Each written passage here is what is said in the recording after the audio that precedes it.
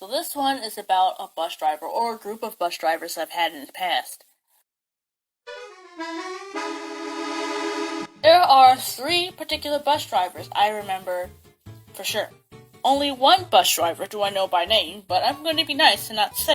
The first bus driver I recall, and this is when I was in elementary school going into middle school. It was the last day of the year. If I'm correct, this bus driver gave us, I want to call them suckers. That's what I've called them growing up, but it's pretty much those blow pop things.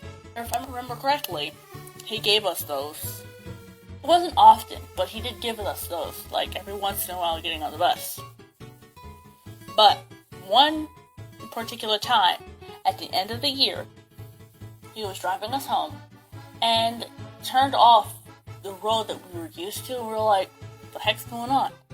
Pulls into the parking lot and gets up and gets out of the bus. And we're like, what the heck is he doing?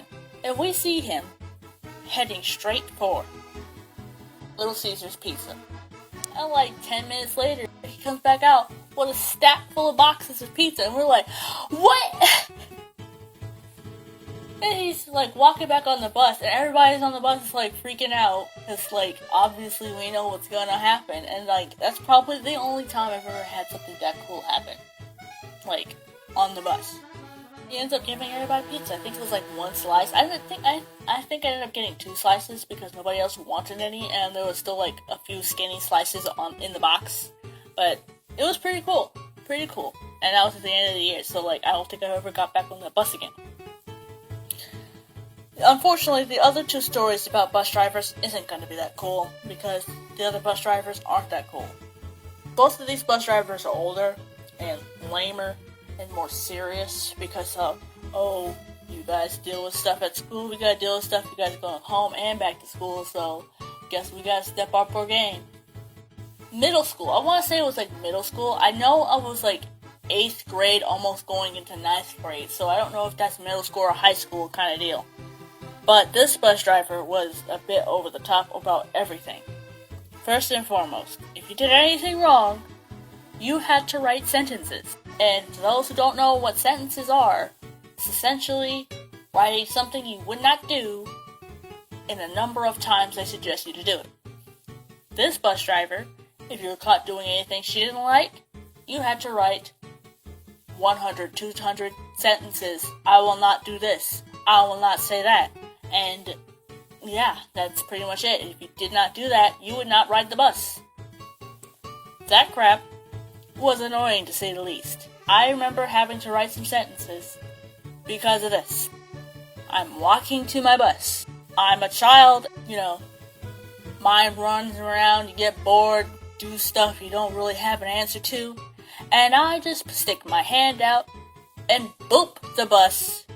Just touch it, put my finger on the back of the bus, parked right in front of her. Just stick my hand out. Bus parked, not moving, not self-destructing or anything. Just stick my hand out and touch it. Why? Because. And I get on the bus, and she's like, why'd you touch that bus? I'm like, what? Why'd you touch that bus? I'm like, I don't know. I was like, that's 100 sentences. I'm like, what? Write 100 sentences, I will not touch the bus. I'm guessing she thought the bus was going to back into me or something. That I was sticking my head underneath the wheel, waiting for the thing to start. That me touching the bus meant that I was going to punch holes in it, vandalizing it with spray for all I know. I don't know where her brain was, but I had to write 100 flip-flopping sentences because I touched the butt. Pathetic. My sister had to deal with the same, not really same situation, but deal with just as petty as a situation. She had a stress ball in the shape of an obnoxiously sized pencil. As everybody's sitting in the back seat, she does her rounds by walking back and forth throughout the bus before she starts it up, and she sees my sister poking the back of a different seat with the pencil.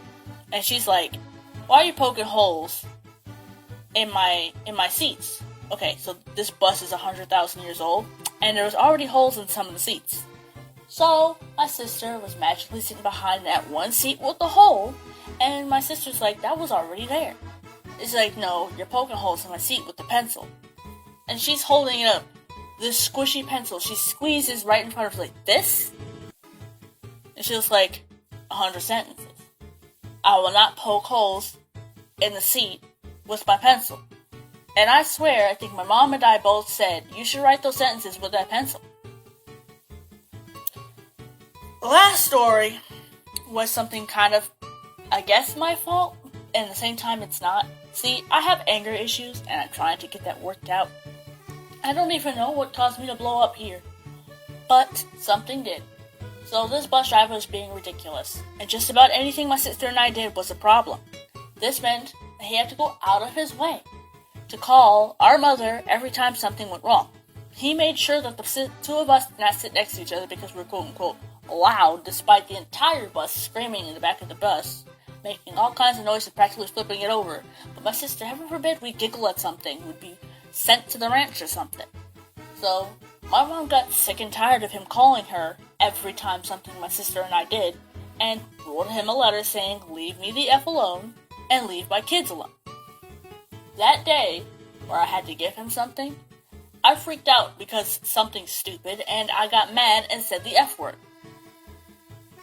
Despite, being in high school, surrounded by a bunch of obnoxious children, I get kicked off the bus.